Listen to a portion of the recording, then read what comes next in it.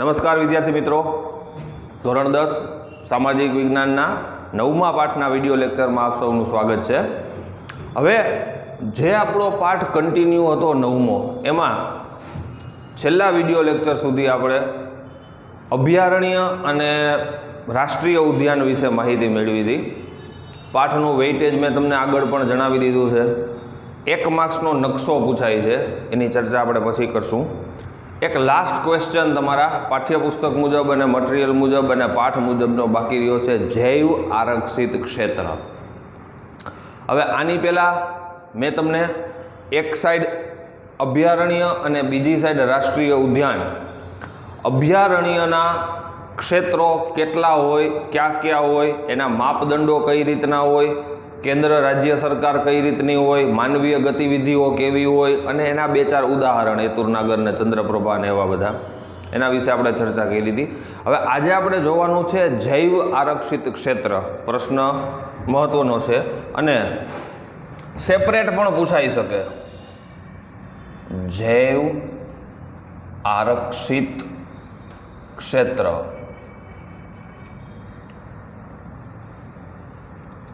Separate પ્રશ્ન ઘણીવાર એનો પૂછાતો હોય। અભયારણ્ય અને રાષ્ટ્રીય ઉદ્યાન સિવાય માત્ર ને માત્ર જૈવ આરક્ષિત ક્ષેત્ર સમજાવો। તો મિત્રો, આ એક કન્સેપ્ટ છે।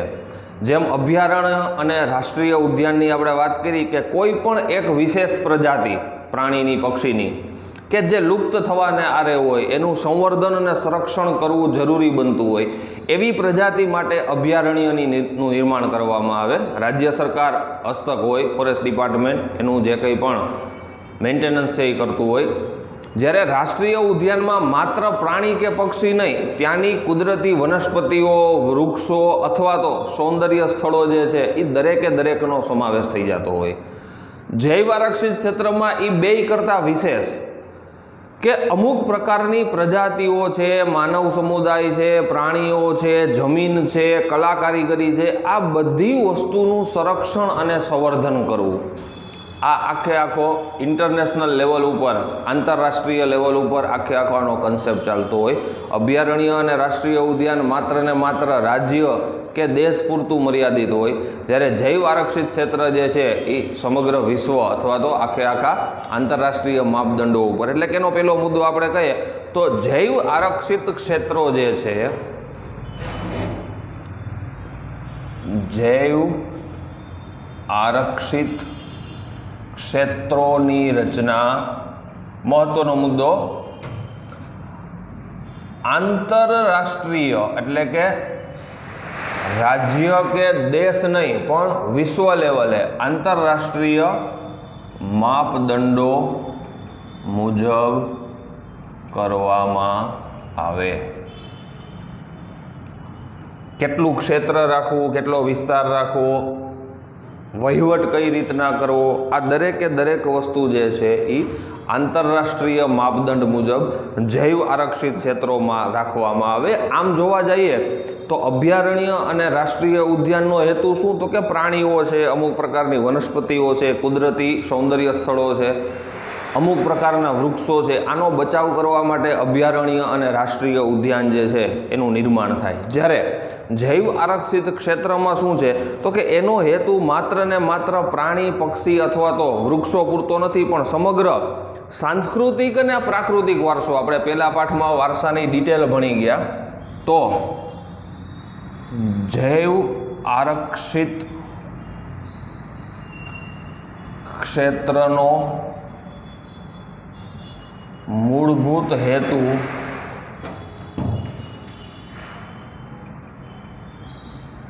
સાંસ્કૃતિક અને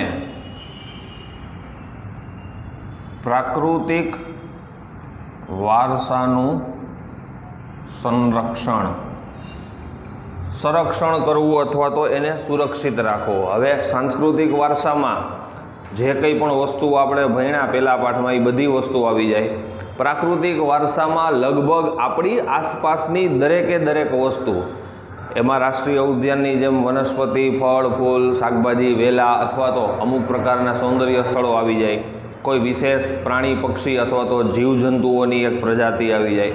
આ દરેકે દરેક વસ્તુને સંરક્ષિત રાખવી, એનું સંરક્ષણ કરવું, એનું આયોજન કરવું, આ સંપૂર્ણપણે મુખ્ય હેતુ જૈવ આરક્ષિત ક્ષેત્રનો હોય. શું શું હોય તેમાં? તો કે ભાઈ દરેકે દરેક વખતે માત્ર ને માત્ર પ્રાણીઓ, આપણે ગીર જે છે બરાબર છે, એમાં માત્ર ને માત્ર સિંહનું સંરક્ષણ થાય. અમુક પ્રકારના કાઝીરંગા જેવો આસામમાં જે છે બરાબર, એમાં એક સિંગી ગેંડા, સુંદરવન છે તો એમાં વાઘ, નળ સરોવર છે એમાં પક્ષી. તો કોઈ પણ એક પરિસ્થિતિ અથવા તો કોઈ પણ એક પ્રાણીની પ્રજાતિઓ માટે નહીં, પણ કેના માટે? તો કે સમગ્ર જે જૈવ આરક્ષિત ક્ષેત્ર ઘોષિત થયું હોય એ ક્ષેત્રની આજુબાજુમાં વનસ્પતિ છે, જમીન છે, જીવજંતુ છે, અથવા તો અમુક પ્રકારની લોકની રહેણી કહેણી છે,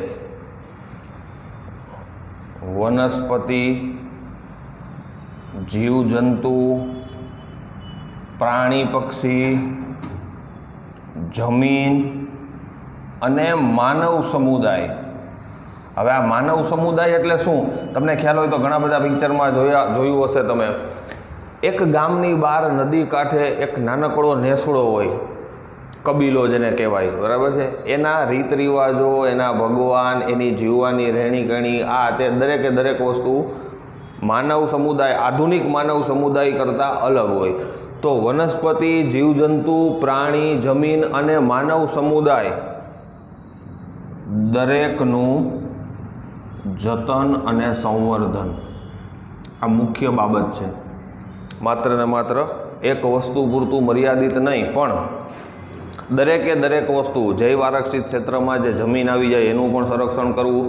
માનવનો સમૂહ કેવા રીત રિવાજો પાડે છે, કેવા ભગવાનને પૂજે છે, શું જમે છે, શું પહેરે છે, શું ઓઢે છે, કેવી વાતચીત છે, એના અંદરના રિવાજો કેવા છે, પોતે શું કાર્ય કરે છે, કઈ કળામાં માહિર છે, જીવન ગુજારવા માટે શું કરે છે, એની આર્થિક પ્રવૃત્તિઓ શું છે, આ દરેકે દરેક વસ્તુ જે છે એનો આખો અભ્યાસ, એને સાચવવું, એનું જતન કરવું. દાખલા તરીકે મેં તમને એક બીજા કે ત્રીજા પાઠમાં સમજાવ્યું હતું, કચ્છના બન્ની વિસ્તારની જત કોમ અમુક પ્રકારનું ભરત ગૂંથણ કામ કરે અને એ માત્ર ને માત્ર ત્યાં જ રહેલું છે. ખંભાતમાં જે કંઈ પણ અકીક કામ ચાલુ છે, મીના કારીગરી જે જગ્યાએ ચાલુ છે, તો એ એક સમુદાયની ચોક્કસ આર્થિક પ્રવૃત્તિ છે પૈસા કમાવા માટેની.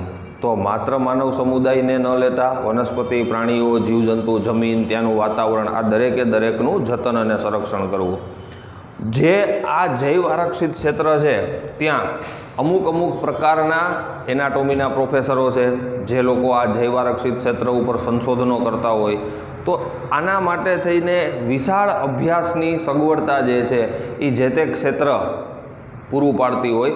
દાખલા તરીકે કોઈ વ્યક્તિ બહારથી આવ્યો હોય અને ભારતની કોઈ પર્ટિક્યુલર જગ્યા કે જ્યાં જૈવ આરક્ષિત ક્ષેત્ર છે ત્યાં રહી અને એને એ આખી વસ્તુઓનો અભ્યાસ કરવો હોય, તો એના અભ્યાસ માટે, એના સંરક્ષણ માટે, એના પ્રશિક્ષણ માટે જૈવ આરક્ષિત ક્ષેત્ર જે છે એના જે કોઈ પણ આંતરરાષ્ટ્રીય માપદંડો મુજબની ઓથોરિટી હોય એની પાસે પૂર્વ મંજૂરી લઈ અને એ આવી પોતાની થીસીસ અથવા તો પોતાનું સંશોધન જે છે એ સંશોધન પૂરું કરી શકે.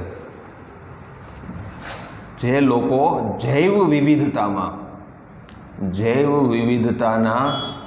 સંશોધન અને પ્રશિક્ષણ અથવા તો અભ્યાસ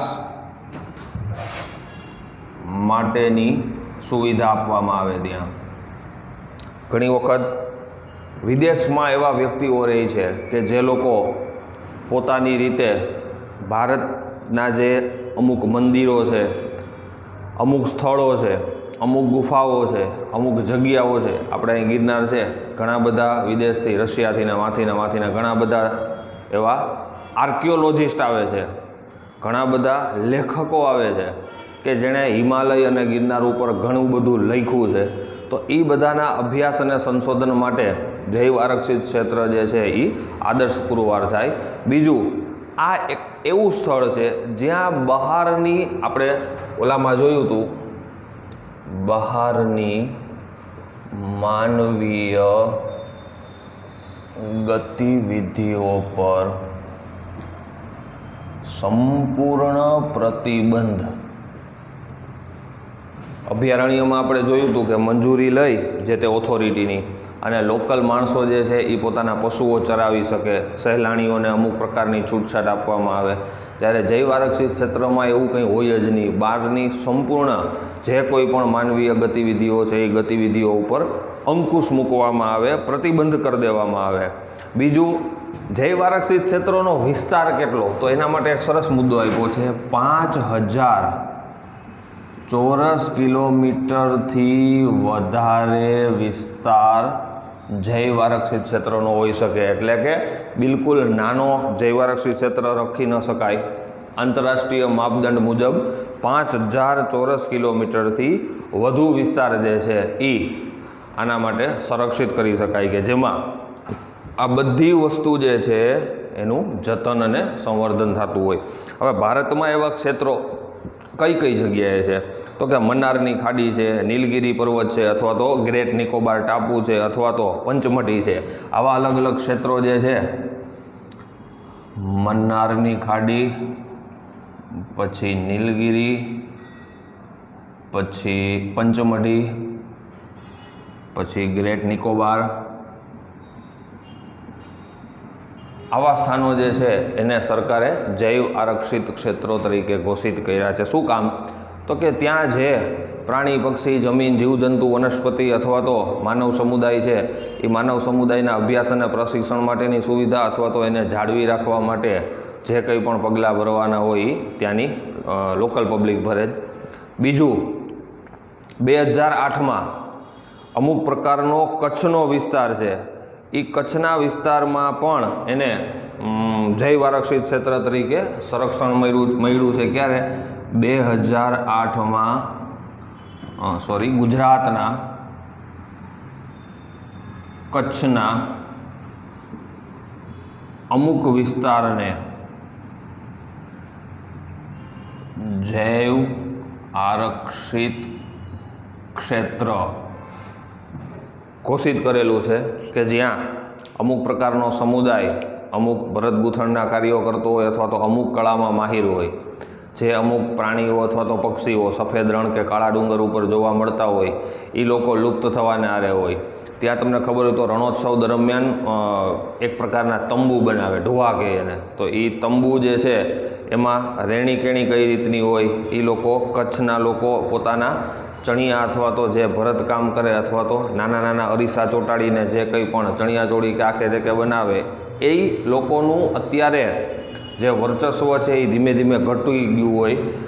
એ સમુદાયના લોકો પરંપરાગત વ્યવસાય કરવા કરતાં બહારના વ્યવસાય સાથે સંકળાયેલા હોય, મતલબ માનવ સમુદાયનું સંવર્ધન ન થતું હોય, ત્યારે આવા પગલાં ભરવા પડે. આનાથી સરકારની ઘણી બધી સહાય પણ જે તે ક્ષેત્રને મળે અને લોકો જે છે એ ત્યાં મુક્ત રીતે આવજા કરી શકે. બીજું એક એક્સ્ટ્રા માહિતી છે,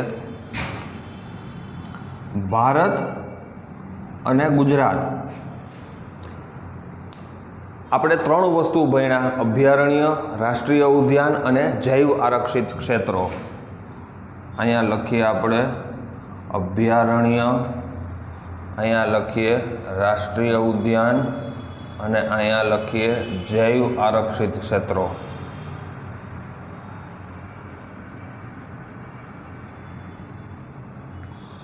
દરેકે દરેક વસ્તુ પોતપોતાની જે રાજ્યો અથવા તો દેશ છે એ સંસ્કૃતિ, પોતાનો સાંસ્કૃતિક અને પ્રાકૃતિક વારસો જે છે એ સાચવવા માટે થઈ અને આવા બધા પ્રયત્ન કરતા હોય. તો આપણે વાત કરીએ માત્ર ભારતમાં જૈવ આરક્ષિત ક્ષેત્રો જે છે એ ટોટલ 18 છે. કેટલા? ભારતમાં. અને ગુજરાતમાં તમને વાત કરીએ તો હમણાં જ મેં તમને વાત કરી કે ભાઈ કચ્છના અમુક વિસ્તાર જે છે એને જૈવ આરક્ષિત ક્ષેત્ર તરીકે ઘોષિત કર્યો, તો ગુજરાતમાં જૈવ આરક્ષિત ક્ષેત્ર આવશે 1. જૈવ આરક્ષિત ક્ષેત્ર પછી વાત કરીએ રાષ્ટ્રીય ઉદ્યાનની, તો રાષ્ટ્રીય ઉદ્યાન આખા ભારતમાં 103, કેટલા? 103 આંકડાકીય માહિતી છે. અમુક વર્ષોમાં અમુક ફેરફારો થતા હોય અને ગુજરાતમાં રાષ્ટ્રીય ઉદ્યાન 4. ત્યારબાદ અભયારણ્ય, તો કે માત્ર આ 2 વસ્તુ તો આપણે શું કામ પહેલાં લીધી કે જૈવ આરક્ષિત ક્ષેત્રોના માપદંડો કેવા હોય, તો કે આંતરરાષ્ટ્રીય સ્તરે, એટલે બહુ લિમિટેડ જગ્યામાં જૈવ આરક્ષિત ક્ષેત્રોની રચના થાય.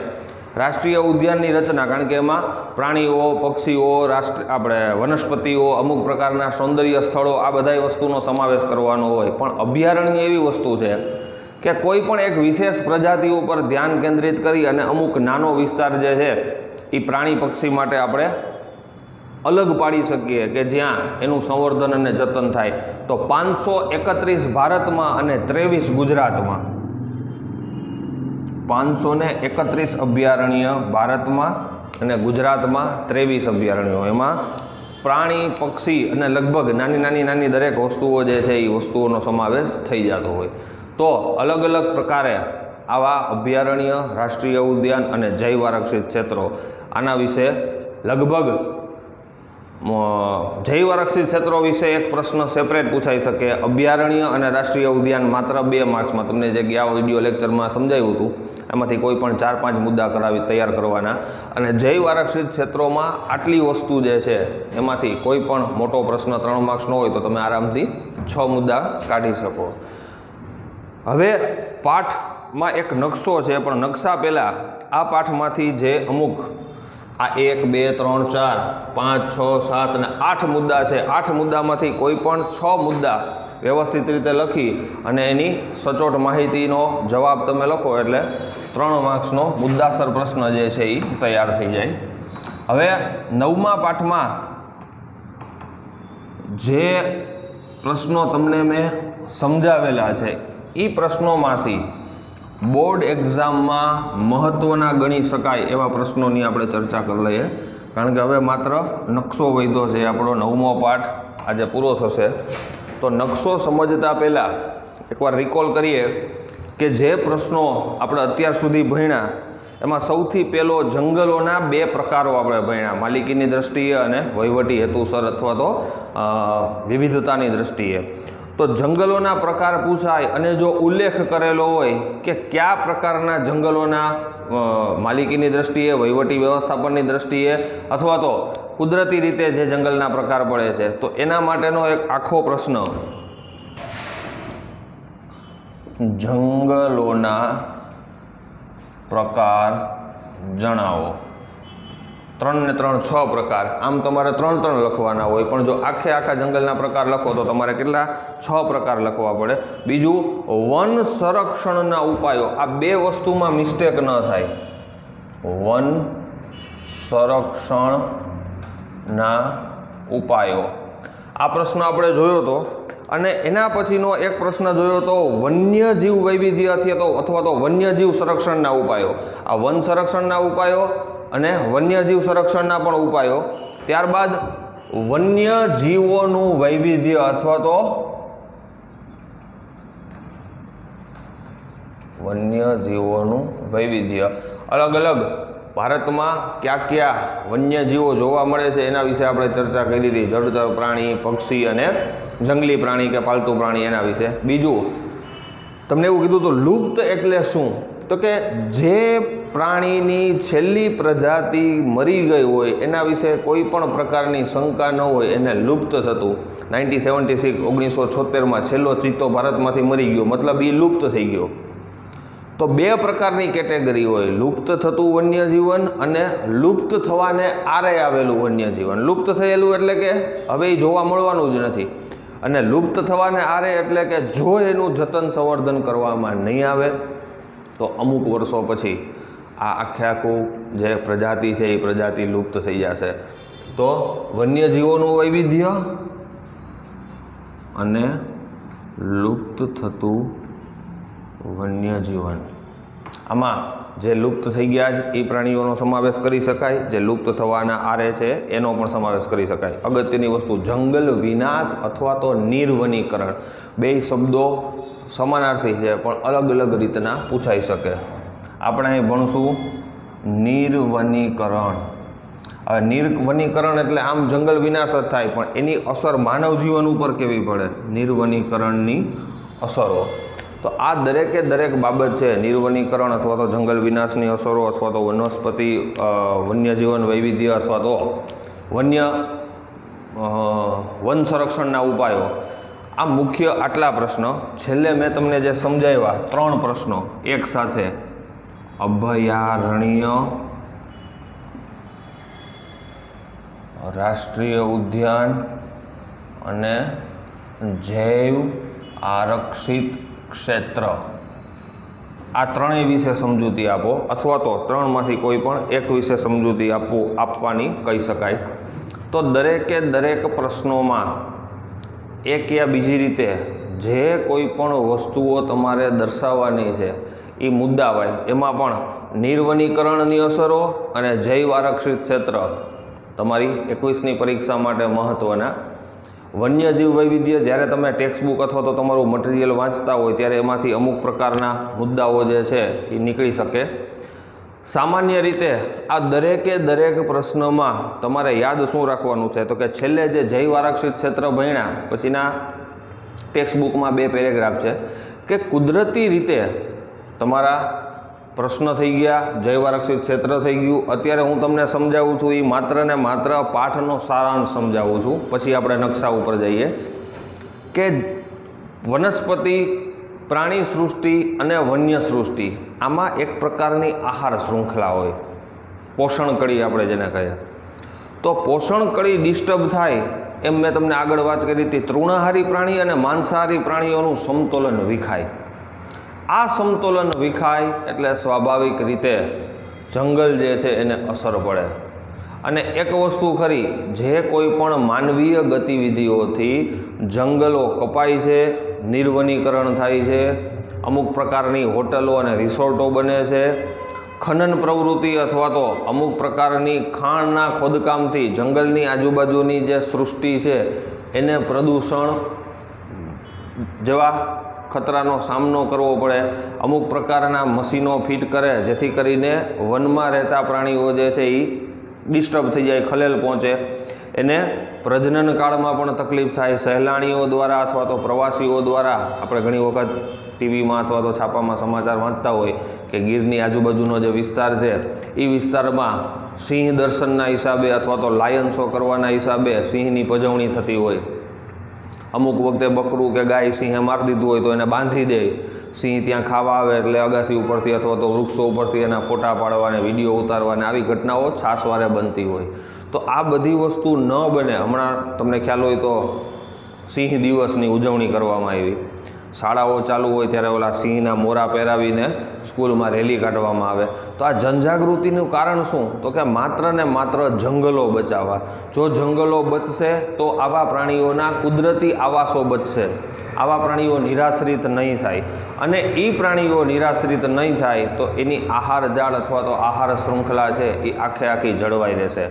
આ દરેકે દરેક બાબત આપણે જે કંઈ પણ સમજીએ છીએ અથવા તો જે કંઈ પણ કરીએ છીએ એની પાછળનો હેતુ માત્ર ને માત્ર પ્રાકૃતિક વારસો આપણો બચાવવાનો. પ્રકૃતિ રૂષ્ટ થશે. હમણાં છેલ્લા 2 દિવસથી સખત વરસાદ પડે છે. છેલ્લા અઠવાડિયામાં દરેકે દરેક જિલ્લામાં મોસમનો સરેરાશ 100%થી પણ વધારે 123% વરસાદ પડી ગયો. સુરેન્દ્રનગરની આજુબાજુના ગામડાઓની પરિસ્થિતિ એવી હતી કે જે ઘરમાં પાલતુ પ્રાણીઓ હતા, મતલબ કે ગાય છે, ભેંસ છે, એવા પ્રાણીઓ પૂરના પાણીમાં તણાઈ ગયા. હવે આ જ વસ્તુ જંગલમાં પણ બને. અમુક પ્રકારના પૂર અથવા તો અમુક પ્રકારના ધોધથી. આની વાત કરું છું. નિર્વનીકરણ થાય ને એટલે જંગલમાંથી વૃક્ષો ઘટે. વૃક્ષો ઘટે એટલે જમીન ધોવાણને, પળ ધોવાણને આપણે એવું ઘણું બધું 8મા 9મા ધોરણમાં ભણી ગયા.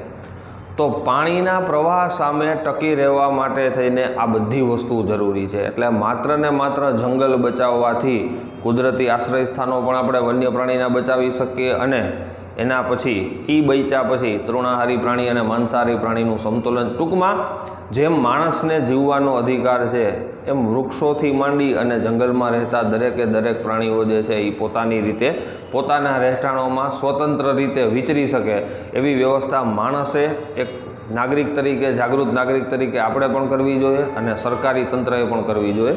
રાજ્ય સરકાર, કેન્દ્ર સરકાર, ફોરેસ્ટ ડિપાર્ટમેન્ટ, અમુક પ્રકારની સામાજિક સંસ્થાઓ, સ્વૈચ્છિક સંસ્થાઓ, અમુક NGO આવા પ્રયત્નો કરે જ છે. ચકલી દિવસ ઉજવવો, ચકલીના માળાનું વિતરણ કરવું, ચકલીને ખોરાક માટે થઈને એના ફીડર બનાવવા, આ બધું સામાજિક સંસ્થાઓ જ કરે છે. અમુક પ્રકારનું આખું વન્ય પ્રાણી સપ્તાહ અથવા તો વન સપ્તાહ ઉજવવું, વૃક્ષારોપણ કરવું, આ દરેકે દરેક વસ્તુ અત્યારથી આપણે નહીં શીખીએ તો ભાવિ પેઢી આપણી જે છે એ જંગલોના કટાઈથી ખૂબ જ માઠા પરિણામો ભોગવશે।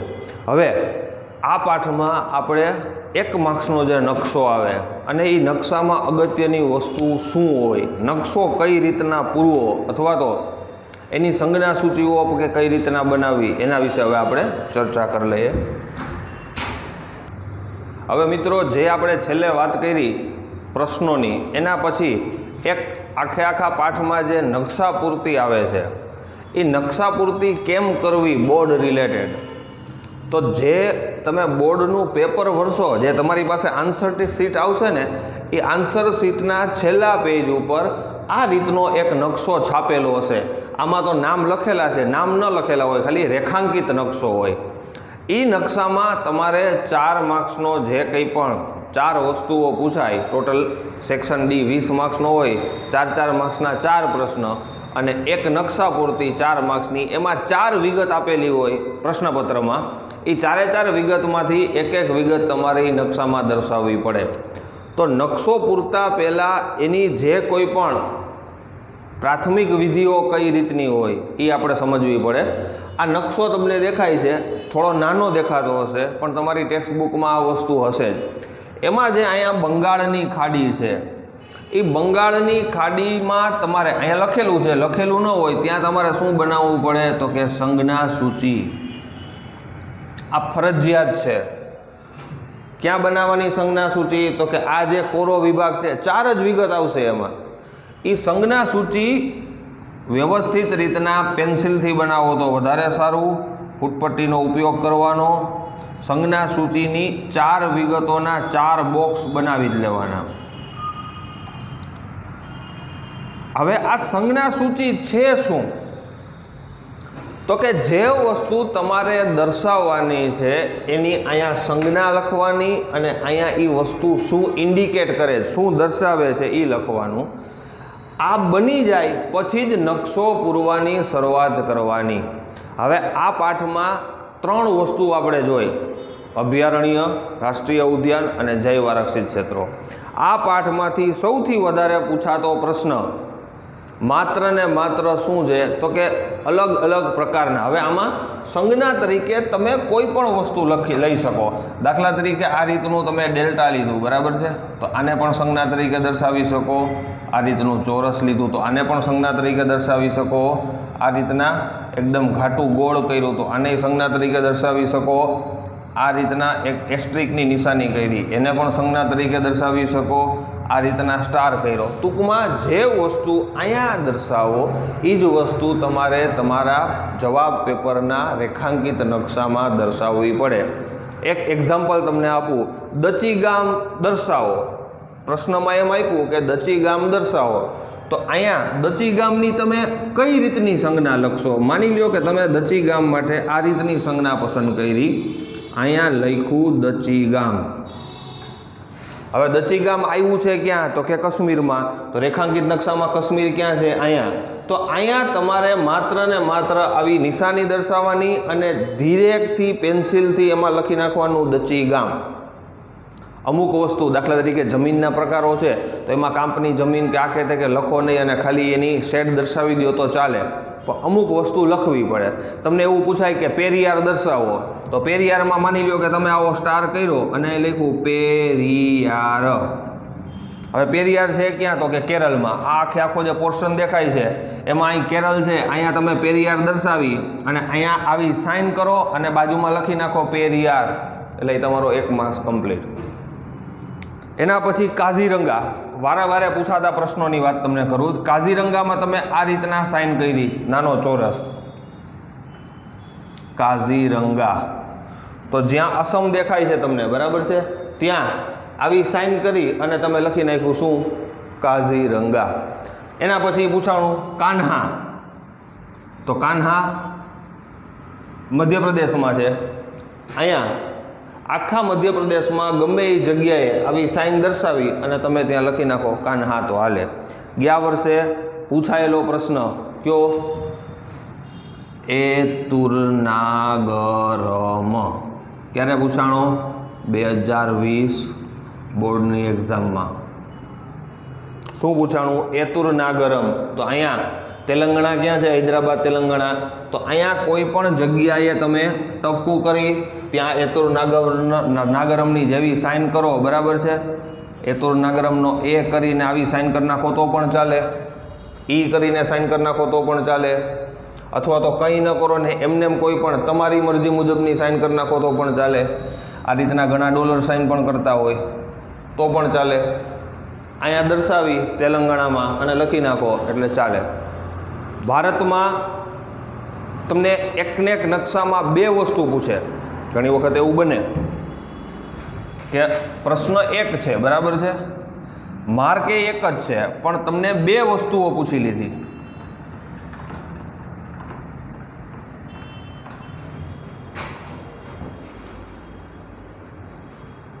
દાખલા તરીકે આમ પૂછ્યું, નળ સરોવર તથા ગીર અભયારણ્ય દર્શાવો. તો તમારે બે વસ્તુ દર્શાવવી પડે. હવે નળ સરોવર જે છે પક્ષી ઉદ્યાન છે, એ પણ ગુજરાતમાં છે. ગીર છે એ સિંહ માટેનું અભયારણ્ય છે, એ પણ ગુજરાતમાં છે. તો અહીંયા તમે આવી સાઇન કરી, બરાબર છે?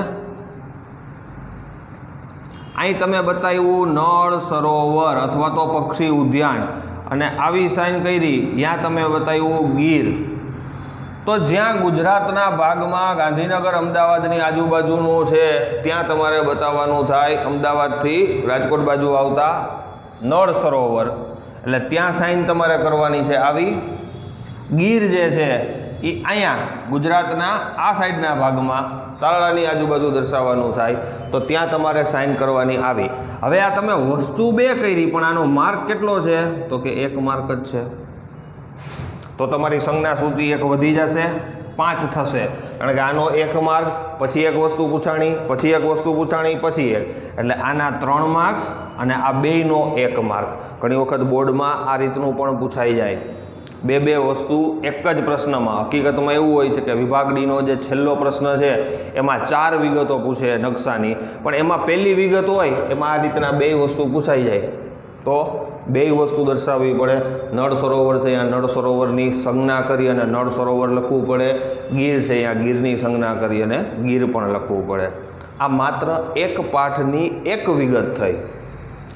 ઘણું બધું, અમુક પ્રકારના રેલ માર્ગો આવશે, અમુક પ્રકારના હવાઈ માર્ગો કદાચ આવે, અમુક પ્રકારના કાગળ ઉદ્યોગો આવે, ઊની કાપડ ઉદ્યોગ આવશે. જેમ જેમ આગળ પાઠ ચાલુ થશે, જેમ જેમ આપણે સમજતા જશું, જોતા જશું, એ મુજબ અલગ અલગ નકશા જે છે, છેલ્લે એક સમય એવો આવશે કે બધાય પાઠ ચાલી જશે નકશાના, એટલે 4 વિગતના એક સાથેના નકશા આપણે જોઈ લેશું કે કઈ વસ્તુ કઈ જગ્યાએ આવેલી છે.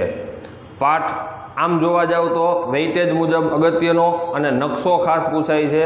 જે વિદ્યાર્થીઓને લખવામાં તકલીફ પડતી હોય, અથવા તો માની લો કે 2 માર્ક્સનો પ્રશ્ન એવો પૂછાણો, તમને ખ્યાલ નથી કઈ રીતના એનો જવાબ લખવો, તો પણ એક ઓબ્જેક્ટિવ ને એક નકશો આરામથી 2 માર્ક્સ લઈ શકાય.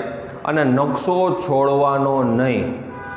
એવું જરૂરી નથી કે તમારી ટેક્સ્ટ બુકમાં જે જગ્યાએ પોઈન્ટ દર્શાવેલો હોય એ જ જગ્યાએ, હા, રાજ્ય ન ફરવું જોઈએ.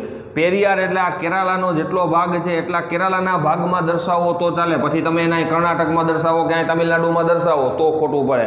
પણ કેરાલાના ભાગમાં તમે ગમે ત્યાં દર્શાવો, કાશ્મીર છે તો કાશ્મીરના આટલા ભાગમાં દચીગામ ગમે ત્યાં દર્શાવી દો ચાલે.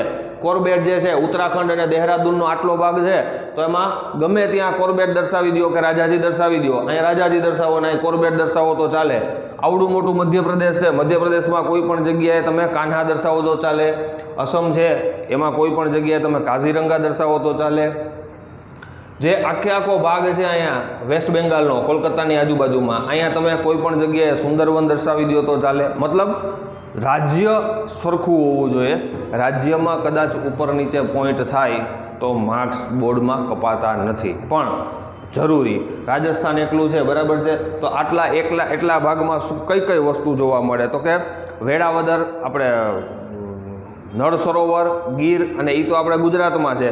તો ગુજરાતની આજુબાજુના તેલંગાણા છે, મહારાષ્ટ્ર છે, મધ્યપ્રદેશ છે, રાજસ્થાન છે, જમ્મુ કાશ્મીર છે, અસમ છે, આ બધી જગ્યાએ અલગ અલગ પ્રકારના કેવલાદેવ છે તો કેવલાદેવથી માંડીને સરિસ્કાથી માંડીને રણથંભોરથી માંડી અને ઘણા બધા અહીંયા આટલા ભાગમાં છે।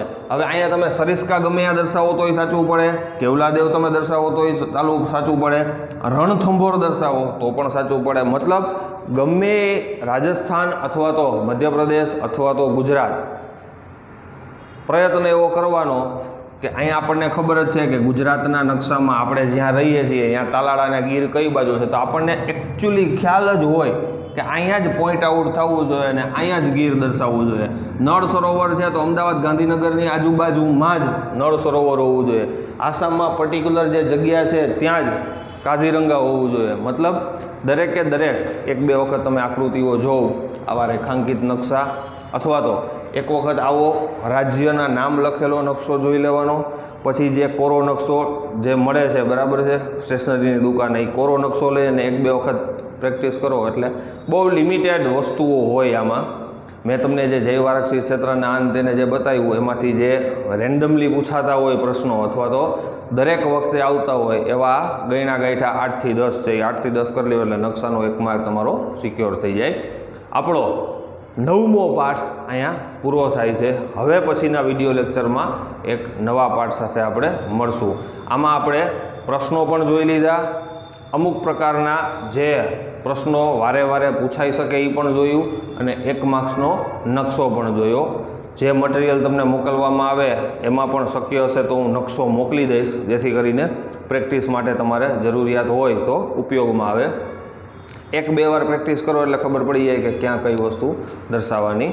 હવે પછીના વિડીયો લેક્ચરમાં એક નવા પાઠ સાથે મળશું। 9મો પાઠ અહીંયા પૂરો થયો। નમસ્કાર, ધન્યવાદ।